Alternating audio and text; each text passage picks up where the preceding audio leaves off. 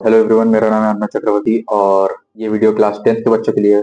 Social science exam नज़दीक आ रहा है। पूरे साल कुछ पढ़ाई नहीं की है, पसंद नहीं है हिस्ट्री वगैरह जियोग्राफी वगैरह पढ़ना, ये दिमाग खराब करते हैं वगैरह वगैरह। बहुत सारे बच्चों की यही डाउट होते हैं कि भैया हमें तो साइंस लेना है, हमें तो कॉमर्स में जाना है, सीए करना है वगैरह, या इंजीनियर बनना है, डॉक्टर बनना है, ये क्यों पढ़ना है, ये तो दिमाग खराब हो रहा है। तो सोशल साइंस बहुत बच्चे एकदम लास्ट तक छोड़ के रखते हैं। ये वीडियो अल्टीमेटम वीडियो होगा। पूरा देखो, क्या पढ़ना है क्या नहीं पढ़ना, कहाँ से पढ़ना है, कितना पढ़ना है, हर एक चीज क्या इंपॉर्टेंट है, हर एक चीज इसी वीडियो में बता दूंगा। इसके बाद कोई और दूसरा वीडियो देखने की जरूरत नहीं है कि फिर से सोशल साइंस का कोई स्ट्रेटजी वीडियो देख के आते हैं। ये अल्टीमेटम वीडियो होगा। टाइम वेस्ट नहीं करते, स्टार्ट करते हैं। कॉपी पेन ले लो, स्क्रीन पे जो जो चीजें आएंगी स्क्रीनशॉट मारते रहना। स्टार्ट करते हैं। सबसे पहली चीज डिस्कस कर लेते हैं, जो बेसिक चीज है, जो ऑलमोस्ट सबको पता होगा, पर फिर भी कुछ महान होंगे जिनको ना पता हो। तो 100 मार्क्स का एग्जाम है। 20 मार्क्स स्कूल से मिलेगा, जो कि आपका अगर रेपुटेशन अच्छा हो स्कूल में, आपने अगर किसी टीचर को मारपीट ना दिया हो, तो अच्छे नंबर मिल जाते हैं स्कूल से। तो पहली चीज तो उस पर फोकस करना है। 20 मार्क्स, बाकी बचे 80 मार्क्स। 80 मार्क्स, चार सब्जेक्ट है सोशल साइंस के अंदर, हिस्ट्री, जियोग्राफी, इकोनॉमिक्स और पॉलिटिकल साइंस। चारों में इक्वली डिवाइडेड है, 20-20 मार्क्स हर सब्जेक्ट से आता है। अब बात करते हैं हर सब्जेक्ट में कि कौन कौन से चैप्टर्स इंपॉर्टेंट है, कौन कौन से कितना ध्यान देना है, क्या नहीं करना है। तो सबसे पहले स्टार्ट करते हैं नेशनलिज्म इन यूरोप। तो यूरोप जो चैप्टर है उसमें 5 मार्क्स का क्वेश्चन आएगा। अब ऐसा नहीं है कि 5 मार्क्स बोर्ड हो तो एकदम लॉन्ग क्वेश्चन में 5 मार्क्स आ गया। ऐसा हो सकता है कि एक तो शॉर्ट क्वेश्चन दे दिया और 3 मार्क्स का एक लॉन्ग दे दिया, तो 5 मार्क्स टोटल मार्क्स होंगे।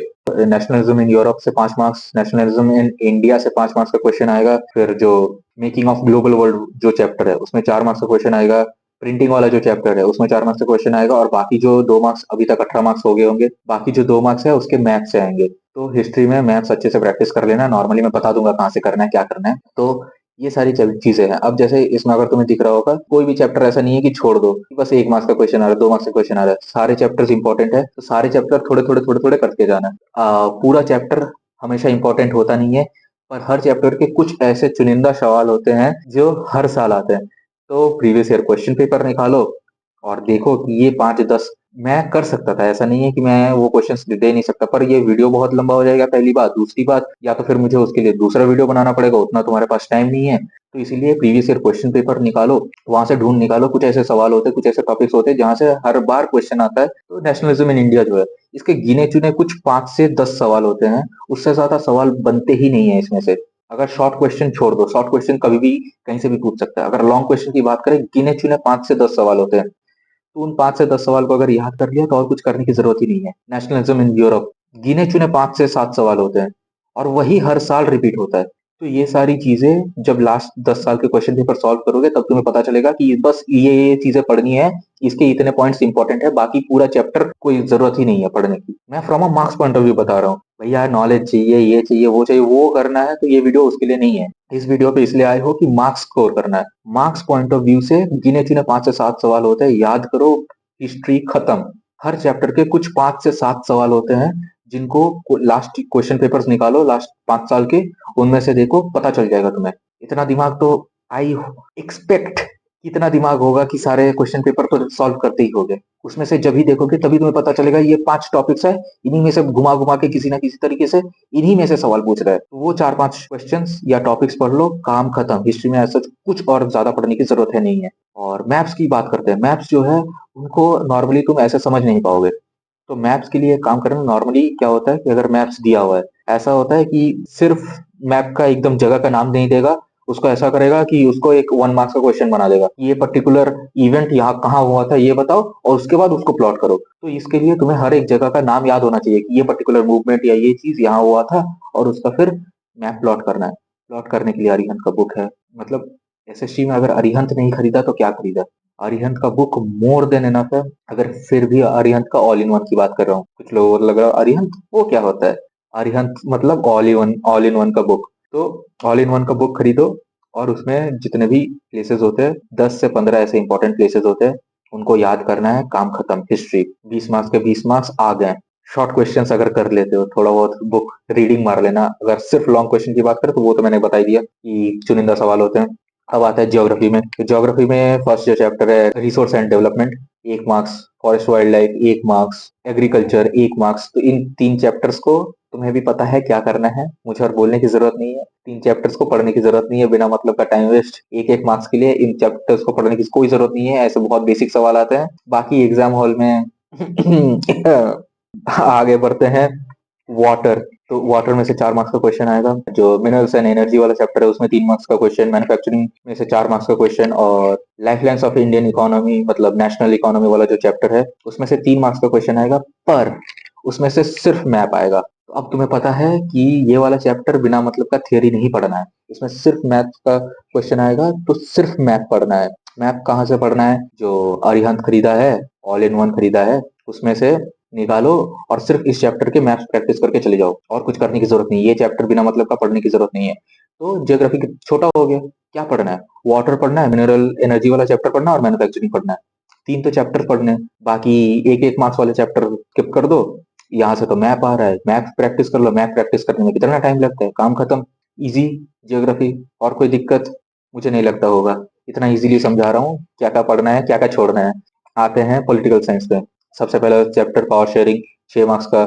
फेडरलिज्म 3 मार्क्स का। उसके बाद जनरल रिलीजन वाला चैप्टर 3 मार्क्स आएगा। पॉलिटिकल पार्टीज का 5 मार्क्स, और आउटकम्स ऑफ डेमोक्रेसी 3 मार्क्स। पर चैप्टर वाइज डिस्कस करते हैं। जो पावर शेयरिंग वाला चैप्टर है उसमें से कुछ चुनिंदा 3-4 सवाल है, और वो केस स्टडीज वगैरह है कि एक स्टेट का था, मतलब दो दो तीन तीन जगह का ऐसे उन्होंने डिवाइड कर करके कि यहाँ पे ऐसे पावर का डिस्ट्रीब्यूशन हुआ, स्टेट में ऐसे डिस्ट्रीब्यूट हुआ, और पूरा कैपिटल में ऐसे डिस्ट्रीब्यूट हुआ, और पूरा जगह पे ऐसे डिस्ट्रीब्यूट हुआ। वो वाला जो केस स्टडीज वगैरह है वो सारे अच्छे से पढ़ के चले जाना। केस स्टडीज में से ऐसा होता है कि डायरेक्ट एकदम सवाल पूछ देता है कि यहाँ का केस स्टडी लिख के बता दो, तो वो सवाल कर लेना। उस केस स्टडी से क्या सीखा है नॉर्मली, इसी से पावर शेयरिंग चैप्टर खत्म हो जाता है। कुछ चुनिंदा 5 से 7 सवाल होते हैं। एसएसटी इतना इजी है कि मैं क्या एक्सप्लेन करूँ इसमें, और इतना इजी होता है। गिने चुने 5 से 7 सवाल होते हैं जो हर साल आते हैं, मतलब रिपीट करते रहते हैं। इस साल आया, 2 साल बाद फिर से वही सेम सवाल आ गया।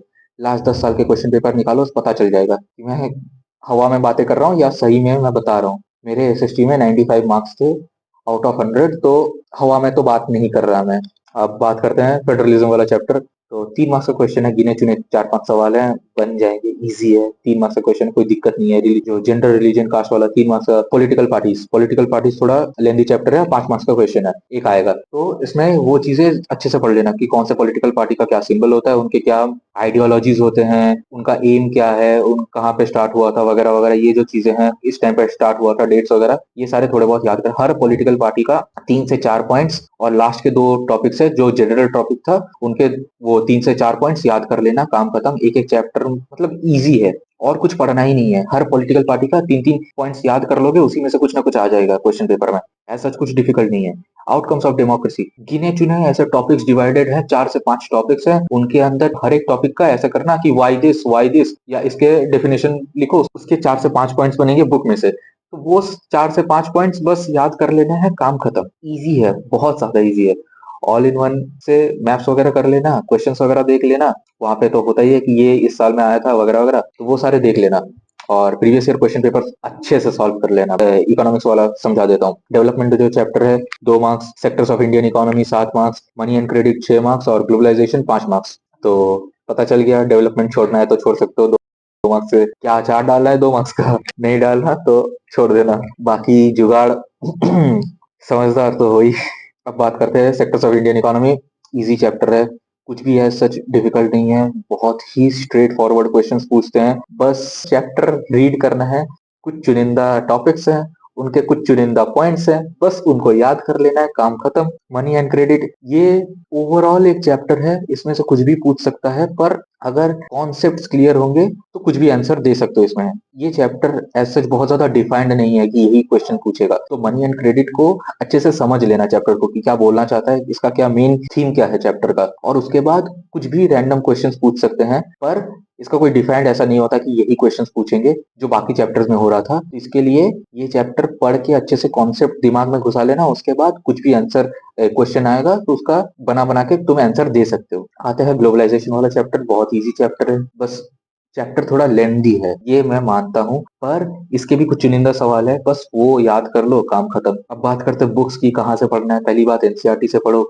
हिस्ट्री की अगर मैं बात करूँ, हिस्ट्री और ज्योग्राफी, ये दोनों नॉर्मली चारों ही हिस्ट्री, ज्योग्राफी, पॉलिटिकल साइंस और इकोनॉमिक्स चारों ही एनसीईआरटी से पहले पढ़ने हैं, पर मैं ज्यादा फोकस इसलिए कर रहा हूँ कि हिस्ट्री अच्छे से पढ़ के जाना, क्योंकि लाइन से उठा देते हैं, एक पर्टिकुलर डेट उठा देंगे, तो वो कहाँ से, अगर तुमने लाइन बाय लाइन नहीं पढ़ा है हिस्ट्री तो दिक्कत होगी। बाकी क्वेश्चंस अगर करने हैं तो ऑल इन वन सबसे बेस्ट है, ऑल इन वन से कर लो। अगर उसके बाद भी कम पड़ रहा है तो एग्जाम आइडिया कर लो, पर अगर एग्जाम आइडिया तभी उठाना अगर ऑल इन वन शॉर्ट हो, मतलब खत्म हो गया है, 2-3 बार रिवाइज कर चुके हो, उसके बाद अभी कुछ नहीं मिल रहा तो एग्जाम आइडिया उठा लेते हैं, वरना all in one more than enough है। और बाकी अब आते हैं कुछ, ये तो मैंने चैप्टर वाइज बता दिया, कुछ जनरल पॉइंट्स में बता देता हूँ कि ये ऐसा तो सब सब्जेक्ट है नहीं कि प्रॉब्लम प्रैक्टिस करनी है वगैरह वगैरह। तो डेट्स, इसमें मेन चीज है डेट्स, तो डेट्स अच्छे से याद कर लेना, डेट्स कंफ्यूज नहीं होने चाहिए, इसके साथ इसका डेट कंफ्यूज कर दिया, ये कर दिया, वो कर दिया, ये सारी हरकतें है इस टाइम पे नहीं करनी है, डेट्स अच्छे से याद कर लेना और अच्छे से अपना ध्यान रखना, खाना पीना अच्छे से खाओ, अच्छे से सो, दिमाग अच्छे से काम करना चाहिए, बाहर घूमने नहीं जाना है, डिस्ट्रैक्टेड नहीं होना है, यही पढ़ाई का टाइम है। इस टाइम पे डिस्ट्रैक्टेड हो गया कि भैया अभी भी बैठ के रील्स चला रहा है, अभी बैठ के और स्नैपचैट पे स्ट्रीक्स मेंटेन किया जा रहा है, तो भैया आपके मार्क्स तो आने से रहे। तो डिसीजन आपका है कि आपको पढ़ाई करना है या फिर स्नैपचैट पे स्ट्रीक मेंटेन करना है। I hope so time waste नहीं हुआ होगा। ये पूरा अल्टीमेटम वीडियो था, क्या पढ़ना है, कहाँ से पढ़ना है, हर एक चैप्टर वाइज सब कुछ बता दिया है। आई होप सो जब वो स्क्रीन पे सारी चीजें आई होंगी, कौन कौन से चैप्टर्स की क्या है, स्क्रीनशॉट मार लिया होगा, नहीं तो जाके स्क्रीनशॉट मार लो, पहले लिख लिया होगा, लिख रहे हो तो उसके बाद बैठ जाओ पढ़ने, इसके बाद दूसरा वीडियो देखने नहीं जाना है कि फिर से एक और कुछ देख लेते हैं। ये अल्टीमेटम था, और क्या समझाना है इस सब्जेक्ट में, पूरा अल्टीमेट था। मिलते हैं नेक्स्ट वीडियो में, बाय। अच्छे से पढ़ाई करना।